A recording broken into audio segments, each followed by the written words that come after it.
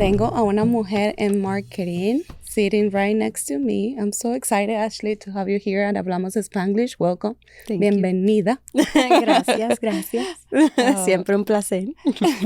So get ready, guys, because we're going to be talking about many different things in this episode about women empowerment, Latin empowerment, Puerto Rico. I'm so excited because you have that combination, you know, you're from Puerto Rico, but you have been here in Orlando for so long. Mm-hmm. And, you know, so I'm very curious to learn more about your life and how everything, you know, came up to be now Mujeres in Marketing. So Yeah, really I'm excited to talk. Okay, so we're at home. Ya había venido a Hi Hello Labs when we launched Mujeres in Marketing, a nonprofit organization that Ashley founded. And you're back now sitting here at the yellow couch. So really excited. But let's get to know you. I want the audience to get to know you, Ashley.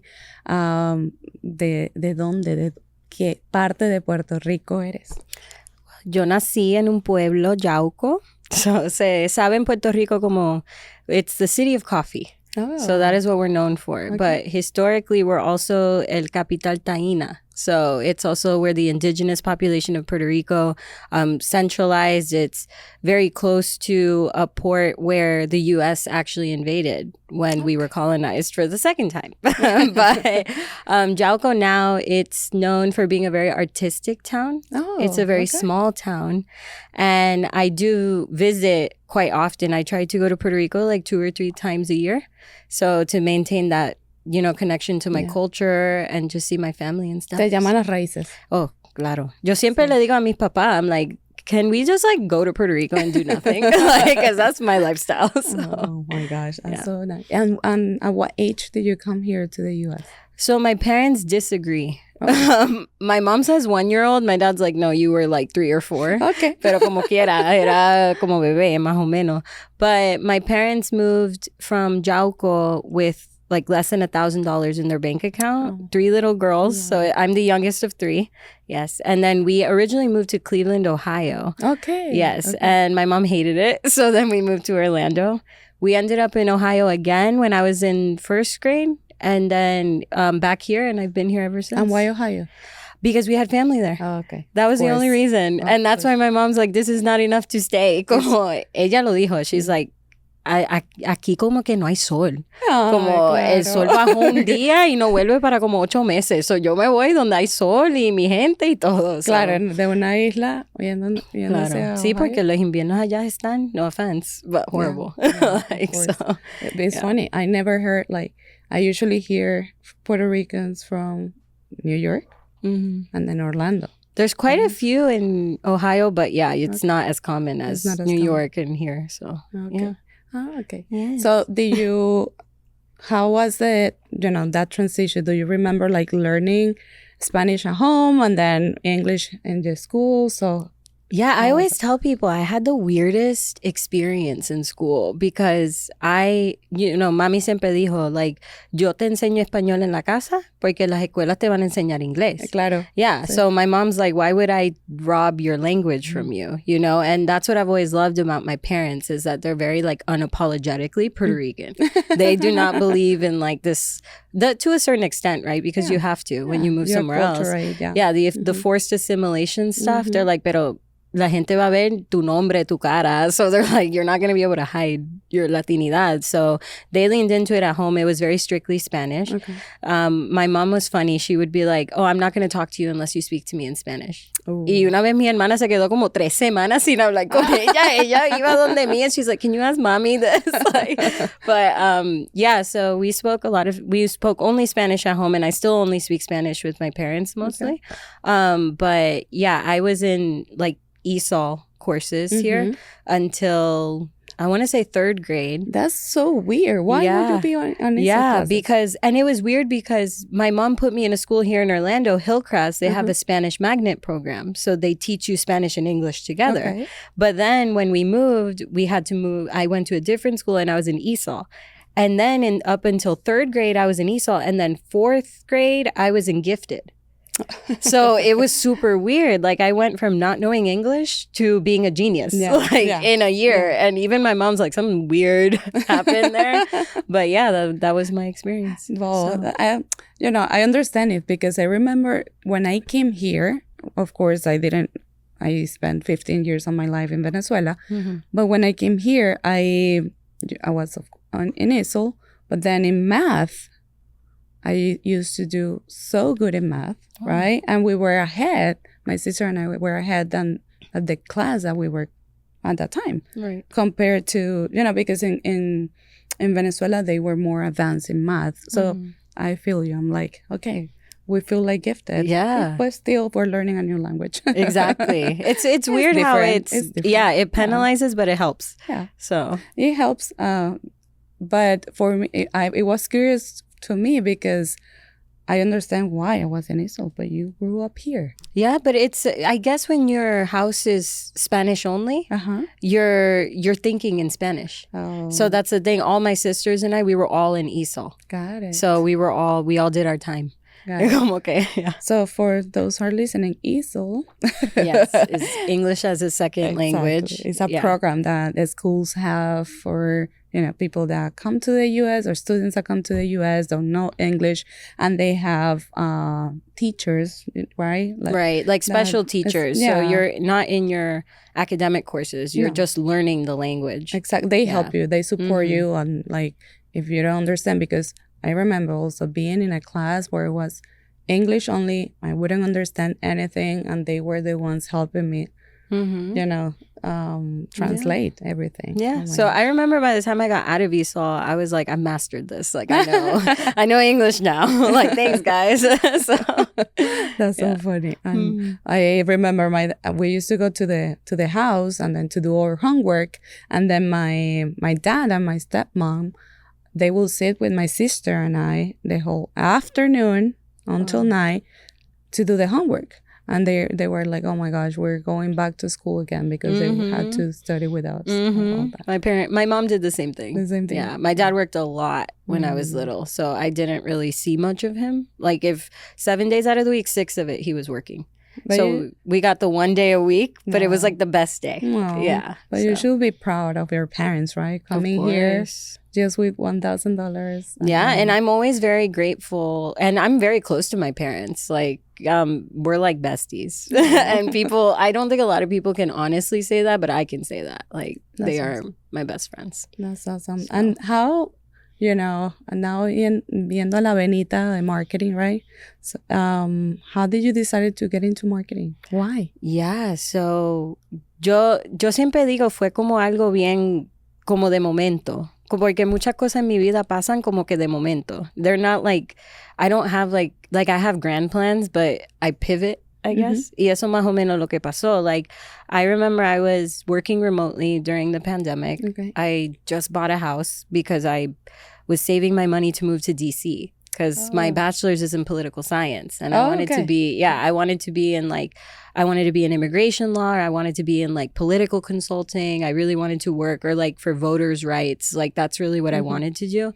And then COVID happened. I graduated December 19. I was applying for jobs and I was getting interviews and I was like, okay, I'm moving to DC. And then COVID happened. Wow. And I was working at the university I graduated from. So it's UCF here. And they sent us home for 2 weeks to work remotely for 2 weeks. Everybody. Yeah. And then I was like, okay, well, probably not 2 weeks. That was in the beginning of the pandemic and they had state officials walking through our offices trying to figure out how they were going to put the plexiglass up. And then I was like, I feel like plexiglass isn't going to help if something airborne. Yeah. So, and I was like, I don't think it's 2 weeks. And it wasn't. It was a year. So I bought a house and then I wasn't making a good salary at that time. So I couldn't really afford my house. So I ended up looking for work. And then, I was used to working 2 or 3 jobs. I was full-time. I was a low-income student. I put myself through my bachelor's. My parents, of course, always gave me a place to stay, but I had to pay tuition and everything. So I graduated without debt because of that. Yeah. But that enabled me to buy a house. But then it was a question of I can't pay all my bills. So I started looking for freelance work because as a writer, I was like, okay, I could try freelancing. I don't know. People do that. So I was on Instagram, and there was a woman who had spoken at a local progressive like organizing event. Her name is Lucy Flores, and she founded Loose Media. Okay. So yo la estaba siguiendo, yo estaba allí en Instagram, and then she on Loose posted that they hired new people. And I just commented on that post, and I was like, are you hiring interns? Porque para ese momento, I was starting my master's in communications. Okay. And she was like, yes. And she interviewed me, and I started as an intern. And then I got converted to a part-time employee. And I was running social media accounts and writing articles. And I was like, oh, what is this called? And she's like, well, this is marketing. Like, so funny. Y eso como empezó. So yo siempre digo, like, Mim pays it forward because a Latina gave me my in. Exactly. You know? Yeah. So I love it. I love that part. And it reminded me of the launch of Hablamos Spanglish because that day I met my intern in person for the first time. And I remember at the MIM launch. That was at the MIM launch. And I remember her mom came to me at a class that I was teaching at UCF over a year ago, and her mom came to me, and I'm like, I have a daughter, she's a student UCF, but she has, she wants to do marketing, but she hasn't gotten any opportunity. And then I'm like, no, just send her, tell her to send me an email and her resume, and we can see when we open the internship opportunities. And she wrote, and she's like, Anna, nobody wants to give me an opportunity because of my accent. Oh, wow. So that's why, when I see other Latinas opening doors for other Latinas, that's what it's all about, and what you have created also and founded, which is Mujeres in Marketing. Yeah, because it was, and one thing to know is like that internship was paid. It's rare when you find paid internships, because that to me was like, I need the experience, but like I can't afford to not get paid, So it was very like, wow, not only is there an opportunity, like I'm being compensated, porque después cuando uno sigue adelante, uno tiene más o menos una idea el valor. Because sometimes you don't know how to value your labor if you've never been paid for it. So that gave me an idea of what I was actually like able to earn. That's awesome. And that was powerful for me. I was like, wow. That's awesome. Yeah. And I think that's also recognizing that, marketing sometimes, unfortunately, is a field that not many people value, and it's one of the most important ones, because without marketing, you cannot, how you promote your services or products or whatever in order to sell it. Make money, right? Right. So you create demand. Yes. That's always what I tell people, because they're like, marketing's always just having a party. And it's like, well, yes, but like you can't sell without demand, right? So what does marketing do? It creates the demand. Exactly. So I'm glad that she saw value also on that opportunity.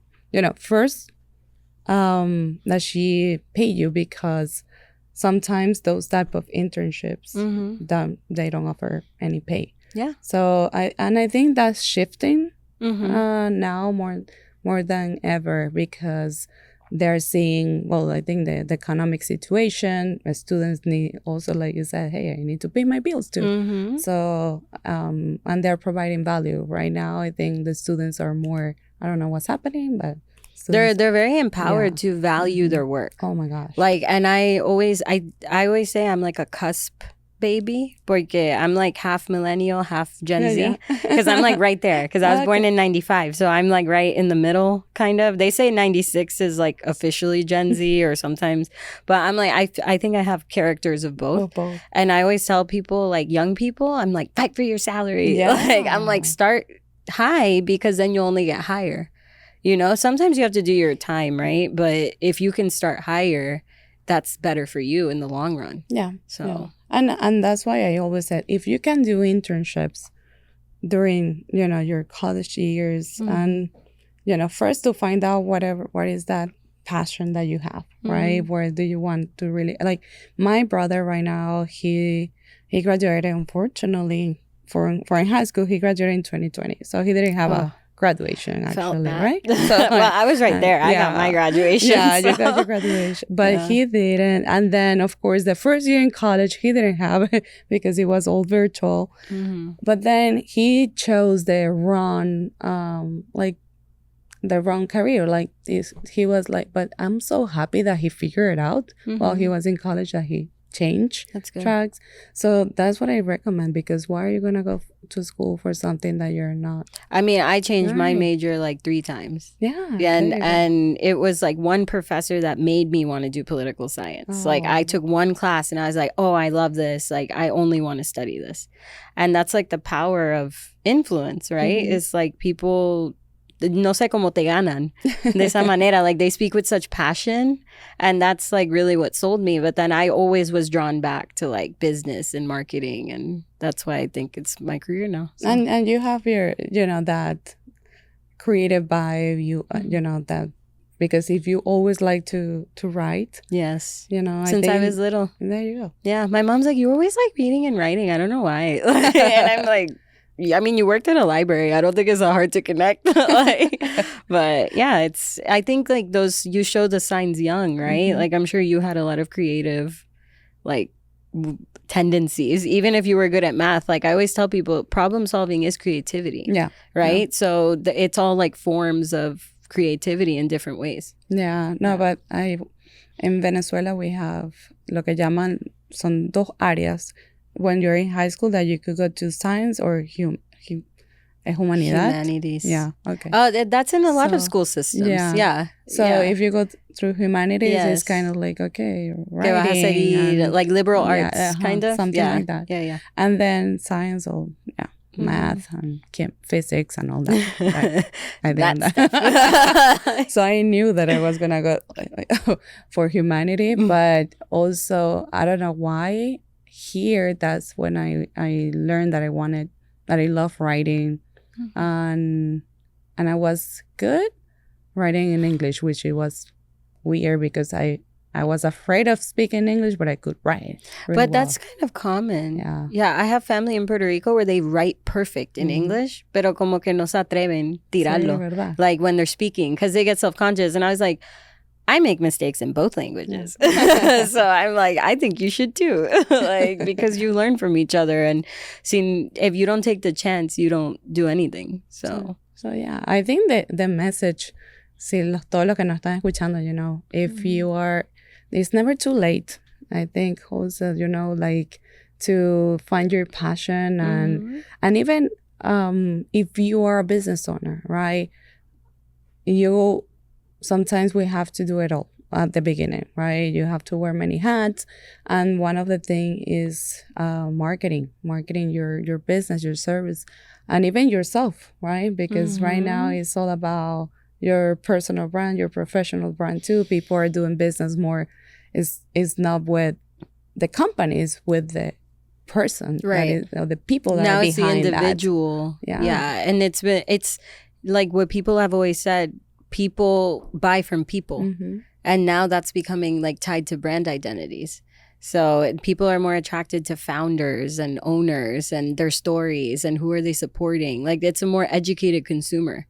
So you have to sell the story with the brand. Yeah. And that's like crazy, because it's like, I was so happy hiding behind the scenes. But well, yeah. So, but that's why I said, like, if you own that business and you have to do marketing, then also Mujeres in Marketing, which we're about to start talking about. Dive into.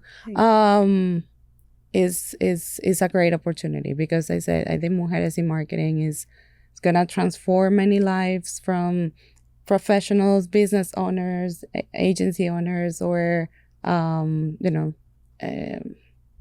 even students that are looking to start a career in marketing. Yeah, I hope so. So how did everything started? Yeah, I know the story, but you know the story because you're in it. But it started because I always think like there's very specific moments in your life that you will remember for the rest of your life. Like when something in you shifts, and as I experience them now, I'm like, oh, this is gonna change like the rest of my life. I'm very like present in that sense, and like that's what happened with MIM. I switched from a communications master's to my MBA. So my master's in business admin. And because I just wanted to know more about advocating for myself. Like I wanted to think like an executive, you know, and for me to adopt that mindset, I love like learning in general. So I was like, well, let me switch to an MBA because all the jobs I want in marketing are asking for MBAs. They're not asking for a master's in communications, you know? And that's when I switched to my MBA, and then I did the MBA recruiting process. So for people who don't know, when you're getting your MBA, you apply for like leadership development programs, or you recruit into specific programs. I went to UCF here, and you know, it's not like a super highly ranked program, but it's a very well-known school and the quality of education is good. So I applied through a like Black and Latino pathway to interview at JP Morgan in New York City. And I remember like I was talking to my boyfriend, and he was like, oh my God, like you need to go. And I was like, why am I going to go though? I don't want to work at a bank. Like, I was like, no, I want to do marketing. So I don't want to work at a bank. And he's like, no, but go and like check it out and see what's up. So I did. Like you know, they paid for it. So I was like, why not? So yo me fui a la milla. And then like, when I walked in the room, it was like 50 of us. But out of the 50, 40 were for investment banking. Oh, wow. So only 10 were for the Chase Associate program. Okay. And that is for, like, it's kind of like if you get selected, you do a summer program, and then you take the last year of your MBA, and then you come back as a full-time associate for 2 years. And you do 3 different positions, and then you can interview to be a VP within those divisions. Wow. So it's like a really great opportunity to diversify leadership. And I was like, yo, JP Morgan has diversity? Like, that's amazing. And I was in the first group. Okay. So you get like hiring preference too. So out of the 10, 2 were women. So 8 were men. And then I was the only Latina. Oh my God. Yeah. And on top of that, I was the only Latina from a state school. So none of those people were from public universities. They were private. They were from Harvard, Yale, Georgetown, like all these like fancy schools. And yo siempre digo, yo soy una jíbara de Yauco. So like, I'm always like, I'm not like bougie in that sense. But it was interesting because I think while I was there, I knew it wasn't what I wanted to do. I still got an offer. Yeah. It was weird. But it taught me that I did deserve to be in those spaces, you know? And then while I was there was a guy I was talking to, Latino, and he was interviewing for the same one I was. And he was telling me, you should join Alpha because like there's a lot of Latino professional networking opportunities. If this doesn't work out, like you can go there, or like even just join anyways because they need more MBAs.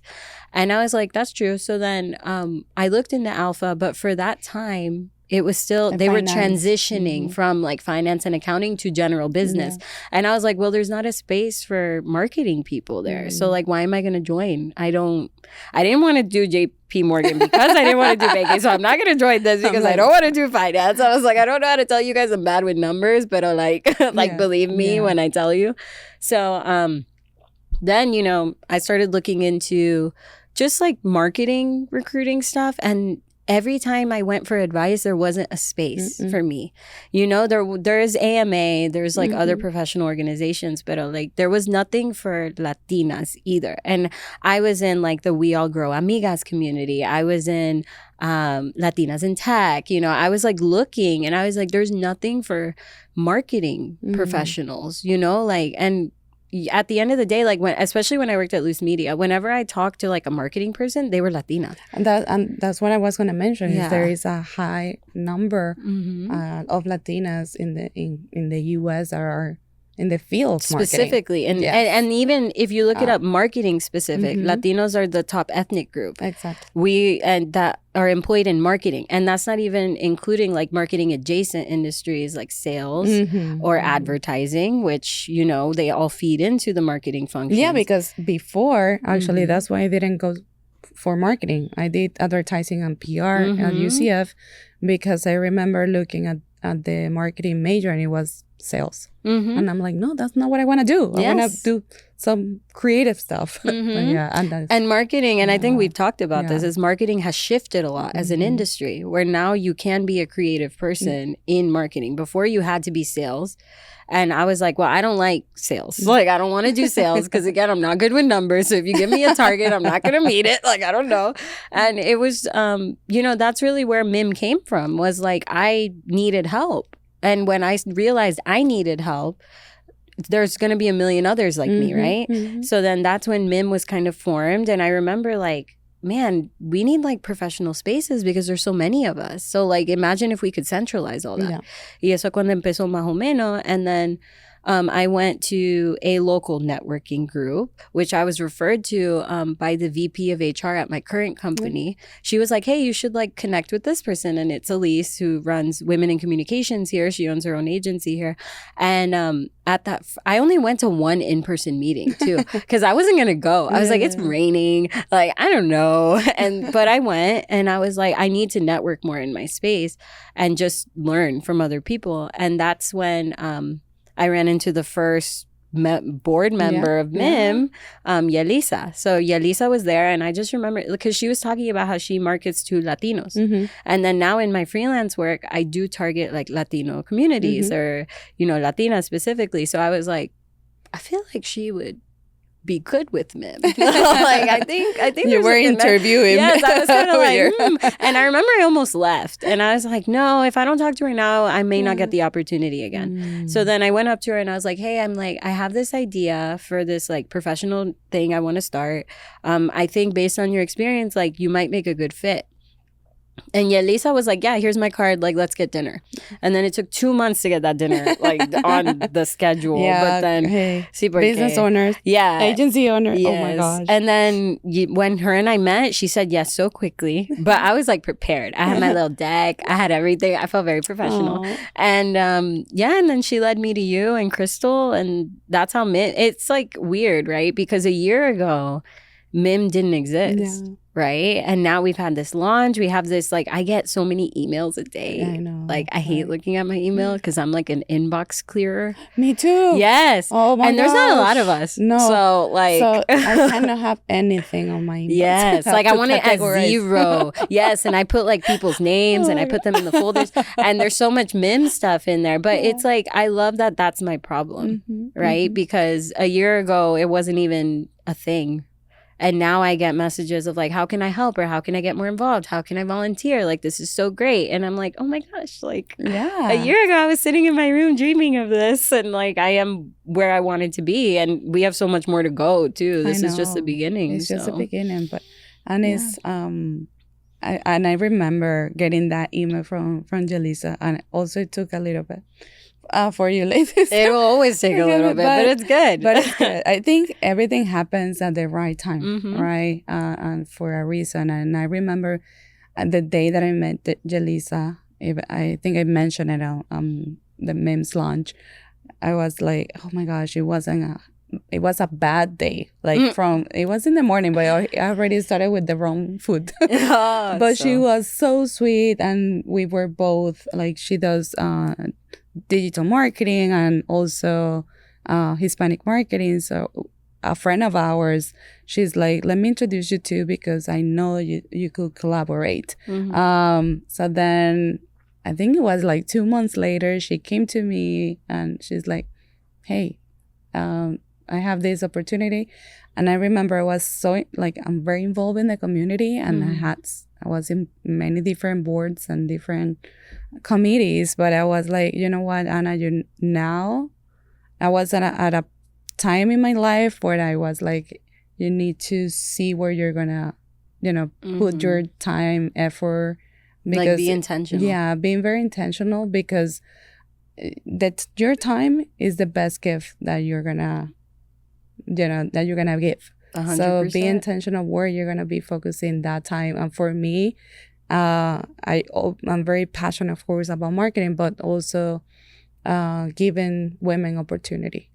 So if I could combine the two of those, I was like, yes, this is the place. No, and it's the mission that speaks to people, right? Like, we're here, we're in the community, this is what we do, and we're helping each other.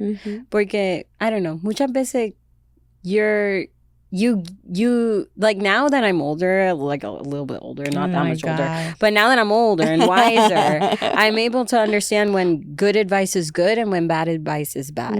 And when I was younger, a lot of the like being strong stereotypes that Latinas get pulled into includes viewing other women as enemies. And I was like, but like, why? Like, even when I was younger, I was like, why are we fighting though? Like, why? Realistically, there's room for all of us.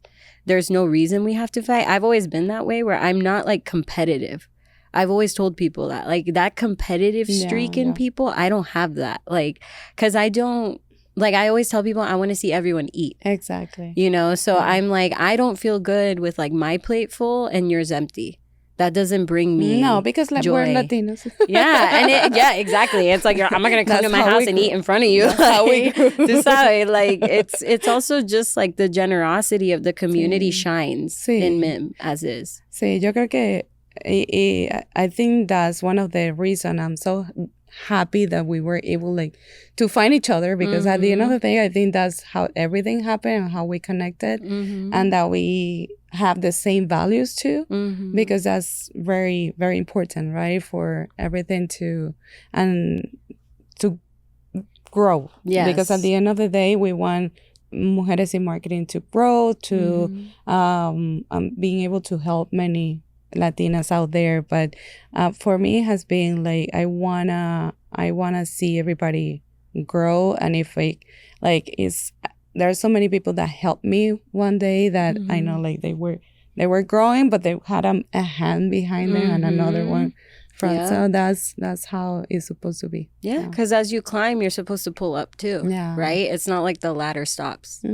You should always be making it easier, to where the ladder becomes stairs and then an escalator and then an elevator. And imagine how many doors we're going to be opening, right? At a professional level, collaboration level, a with knowledge agency, level. knowledge. Like, also, I'm finding a place, because this has happened to me when I go to I was part of the board of the American Marketing Association, right? But I remember, like, I love this, but I miss la parte cultural, right? Where I can relate. And I also can be relatable to others. No, y también uno se siente como más cómoda, you know? Like, and it's like a basic thing, right? It's always like I went to a Daddy Yankee concert, and he was like, oh, like, aquí hablamos español porque eso como latino no hace latino, you know? And there are Latinos who don't speak Spanish and stuff, but it's also just like, we have mannerisms, and it's like when you could just... La cultura sigue siendo... siempre va a estar adentro de uno y uno lo busca,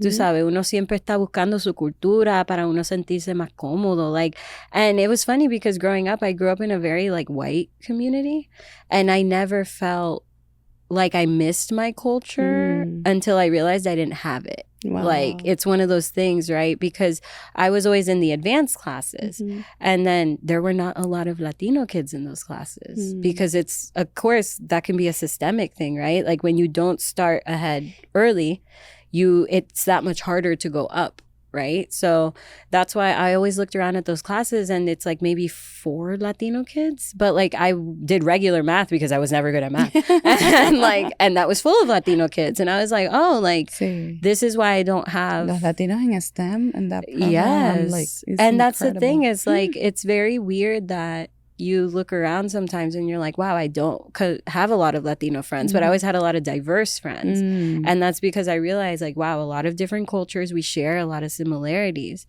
And that's why I started MIM too, because I want people to feel like they belong at the end of the day. I want it to be like, you know how mi casa tu casa, it's like this, that's MIM, you know? I want people to come and feel like they have a space for themselves.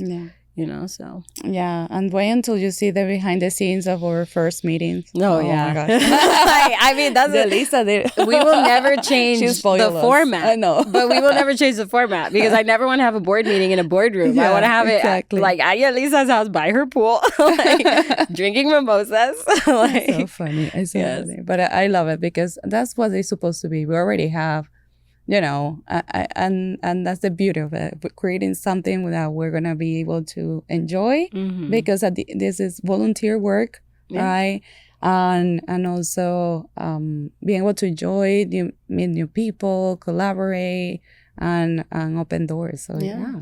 I'm so excited. So what do you think will be, your vision for MIM? How do you see it? I've been asked this question now twice, and I'm like, ooh, what is my vision? But it's true. It's like I want us to be present where Latinas are present. And I think it sounds simple, but it's actually really hard to reach people. But anywhere that there's a need, I want us to fill it, But I do want us to grow with intention because, like, to your point, you have to be intentional with your time, right? So I don't want one chapter's experience to be significantly different from another chapter's experience. So wherever we expand, I want us to maintain the quality and the community. And I think that involves a lot more investment, like upfront, and like how you structure those things. But I do see it being something that like is not just in the US, Central America, South America, the Caribbean, like Spain, wherever marketing exists and Latinas are, that's where we'll be. Because that's where our community is, and we have to reach our community. So my vision, again, it's very simple, but it's hard. Yeah. It seems simple. It seems simple, and that's that's when those like fancy engineers like always like say something like that's good. It's just like incredible. Nike, just do it. Yeah, just do it. But it is like it's wherever people want us to be. I want us to exist because I never want it to be like we're not accessible to our community, and that's really what my vision for MIM is, just to meet that need and really to see us more represented. Like I saw some statistic, and I could be wrong, but it was like Latinas have less than like 1% to 2% of C-suite positions in the world or something. And I was like, that's in the US. In the US. And that's crazy because like when you meet a Latina, everyone's like, you're so strong, you're so this, like the same adjectives they used to describe male CEOs. Yeah. And we have them in everyday conversation. So why is that number not higher? Yeah. I'm always thinking of that. I'm just like, I get all these leadership things, so why am I not a leader? Yeah. And that's because sometimes like they always say like get a seat at the table, like build your own table. Of course. Like why? Like yes, we always need seats at other tables, but if we could have our own. But also, and I remember this is a conversation that my business coach and I have worked on it a lot because it's a mindset of the Latinos, right? We have to shift it. We work really, really hard to be where we are at, and we earn that seat at the table, right? And as the Hispanic population continues to grow, then those seats need to be filled quicker. Exactly. Right? And more of them because it goes back to like our fundamental culture, which is like you're taught to be grateful. Yeah. You're always taught to be grateful and be grateful and I always think of like a Barbie movie when like America Ferrera like says that whole thing, and she's like, but you always have to be grateful. And I'm like, I know. I hate it because like sometimes there have been times when I was in abusive like workplaces and then I was told, pero tú eres una profesional, so you have to be grateful. Because you're in this space where you're underrepresented, so you have to be grateful for being there. Why do I have to be grateful for being mistreated? Like I earned my place. No one gave it to me. Exactly. So I always tell people like you can practice grace without sacrificing a part of yourself, because that's when it starts impacting your mental health, your physical health, and that, health is wealth, right? And your time is all you have. So don't spend it in places you don't feel appreciated. Exactly. Like fundamentally, if it doesn't fill your cup, don't be there. And that's very romantic, right? Porque los Latinos somos bien like, if it's not what you love, but somos apasionados. Pero it's like, it's true, right? Like, why would you be in a place you hate? Like, I always tell people that. Like, at work, when people come to me, because I do internal communication, so it's very employee-facing. Yeah. And they're always like, oh, I hate it here. I'm like, there is a point of no return, right? There's up to a certain point, I can convince you things are good. Yeah, if you are past that point, there's nothing I can do, and you should probably go work somewhere you'll be happy. Exactly. Because if you hate it here, there's probably 10 people or more out there that would love to be where you're at. And I've left jobs where I'm like, I don't appreciate this job. There's probably someone out there that would kill for this job, and I want that person to get this job. So I always do that. Like, it's like a cyclical, like, déjame darle la oportunidad a alguien. because I hate it here. Or like, this is not for me. This doesn't serve me, you know? So very like spiritual. So I know we're getting closer to the end, but I want to mention a couple of things and initiatives, right, that are coming for MEM and for, of course, for todas las Latinas out there and marketing. So can you tell us a little bit about that? Yeah, of course. So MIM is always growing. It will grow forever if I have my way. But we're really working on, you know, building the networking presence, you know, with virtual and in-person. We're Orlando-based, so, you know, a lot of our in-person events will remain Orlando-based. I would love to be able to, like, have even just guest networking events in other cities, because I've gotten so many questions about Miami, LA, San Francisco. Yeah. But even if we could take MIM on like a tour, you know, I would love to do something like that, at least just to initially build those communities out. So, you know, networking opportunities are coming, educational opportunities are coming. We're going to have our online portal, Preparadas, and that's going to have a lot of great resources on like interviewing for success, networking with authenticity, like, you know, I don't want to do anything about preventing burnout, because I don't think the board of MIM is prepared to speak on it. But, you know, we're going to have really great guest speakers. You know, so many things are in the pipeline, but it's really about sharing our knowledge back and then empowering our community to use it in a way that benefits them. So education, networking, cool people. ¿Y dónde nos pueden seguir? In Mujeres in Marketing on Instagram, LinkedIn. We have Facebook. I always forget about Facebook. Yeah, Facebook. No offense. The thing is that Orlando is huge on Facebook. Yes, so we need to be there. Yes. And then mujeresinmarketing.org if you want to learn more about us. Donate if you have extra money, please, because then we can do more events and do more things. So, we are a nonprofit. Get to know each other. Get to know us. Yes. Get to know us and attend the events if you're here in Orlando or the virtual ones, right? Yes. So you get gist of what it is and what we're doing, and then because at the end, and that's how nonprofit works. You're gonna see the value, and then when you see what we're doing, then if you feel compelled and to donate, do it, because that's what we're gonna be able to replicate it, right? Yeah, I mean, the more resources and support we get, the better it gets. So please. Join us, help us, do the things. Thank you, Ashley. Gracias por estar aquí en El Sofá Amarillo. We'll continue the conversation, of course, but offline, but agradecida de tenerte aquí. Gracias. Muchísimas gracias, mi gente. Thank you so much for joining us on this incredible journey of Hablamos Spanglish. It is a pleasure for me to explore the diverse stories and experiences within our vibrant Hispanic community. I hope that you have found inspiration, connection, and a deeper appreciation for our culture and heritage. Remember, our stories are what unite us and what make us stronger. Stay tuned for more captivating episodes in the future, and don't forget to follow us on social media and share your thoughts with us. Hasta pronto.